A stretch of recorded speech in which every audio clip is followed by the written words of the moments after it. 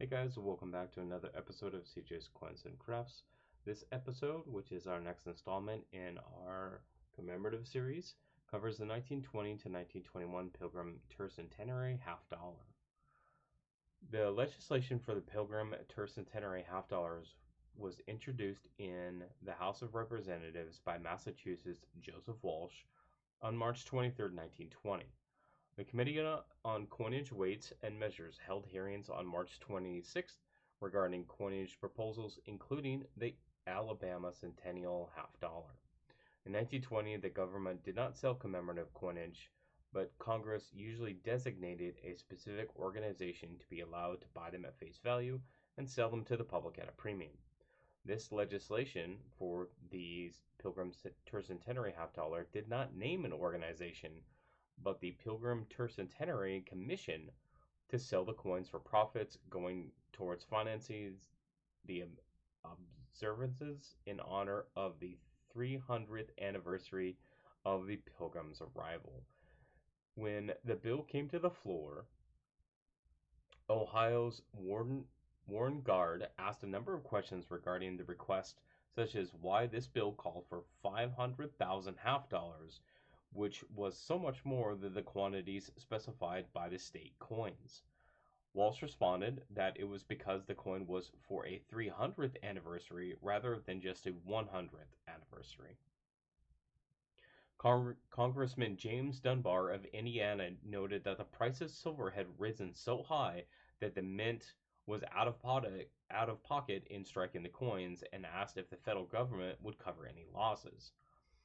Albert Vestal, who was the chairman of the Committee on Coins, Weights, and Measures, asserted that Massachusetts would take a loss and moved to amend the authorized mintage from the 500,000 to 300,000, catching the attention of Guard, who asked the reason for the change, and he was told the original bill had a typographical error.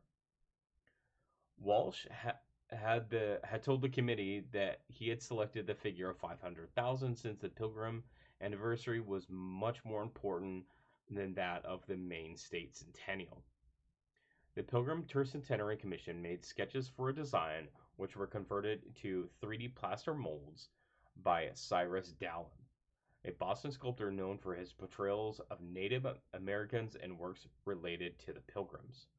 Dallin was urged to hurry with his work as the legislation was not approved until May 20th, 1920, and the commission hoped to have the coins available for sale as early as possible.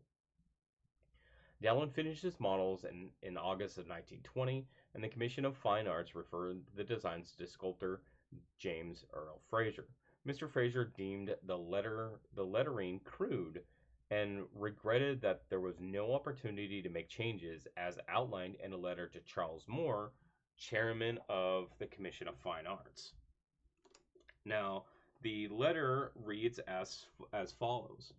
Although altogether the design for the Pilgrim 50-cent coin is good, the part that seems to me to need most attention, if there is time, is the lettering. The design would be greatly helped by good lettering. It is too bad that we can't make our suggestions in time to let the artist make a few changes if needed. As it is, the coins are to be minted within a month, which leaves no time for bettering the work and puts us in the position for accepting work which we are not altogether in favor of. Would it be possible to make a suggestion that the models be shown to the commission 3 months before the coin could be minted? This was an important piece of communication that went back and forth between the sculptors and the Commission of Fine Arts that was largely dismissed. As for the design of the coin, the obverse of the coin features William Bradford, who wears a hat and carries a Bible under his arm. Bradford is intended to be seen in a moment of meditation. The original plaster model had the words Holy Bible on the book, which, along with Dallin's initials CED, were actually removed. There was a D placed under Bradford's elbow, which is believed to be an afterthought and resembles the D mint mark used by the Denver Mint. The reverse depicts the Mayflower under full sail, which is under scrutiny that the ship bears a triangle flying jib, which was a type of sail that was not used at the time of the Mayflower voyage.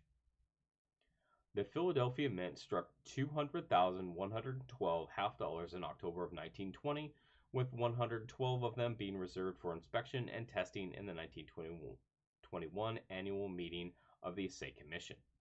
The coins were shipped to the National Shawmut Bank of Boston, which sold the coins for $1 each to the public, with the profits going to the Tercentenary Commission. The coins could be ordered through any bank in Boston or Plymouth. During the spring of 1920, when sales slowed of the coins, the Tercentenary Commission ordered an additional 100,000 of the coins that were coined in July of 1921, along with 35 going to the Estate Commission for their 1922 meeting.